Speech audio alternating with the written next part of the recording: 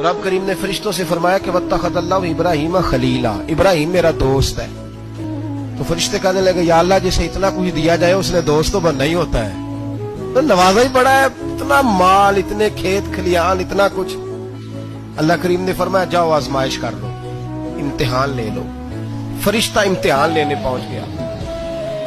हजरत इब्राहिम के जानवर चर रहे हैं चरागाह में, हजरत इब्राहिम भी हैं, गुलाम भी हैं, बहुत बड़ा रेवड़ है।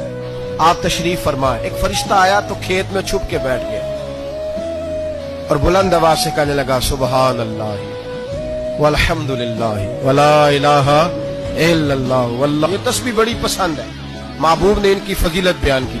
अब वो हजरत सैयदना इब्राहिम अलैहिस्सलाम खड़े थे तो वो खेत में बैठ के तस्बीह पढ़ने लगा सुबहान अल्लाह वल्हम्दुलिल्लाह वला इलाहा इल्लल्लाह।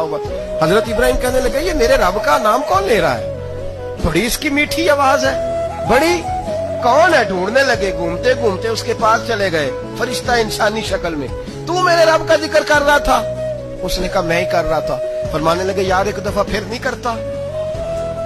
तो कहने लगा इब्राहिम पहले तो मैं अपनी मर्जी से कर रहा था, तू कहता है तो पैसे लगेंगे, पैसे हैं तो कर देता हूँ।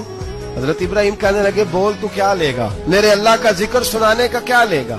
कहने लगा जितनी बकरियां आप चरा रहे हैं सारी दे दे तो मैं अल्लाह का जिक्र सुना देता हूँ। आपने फरमाया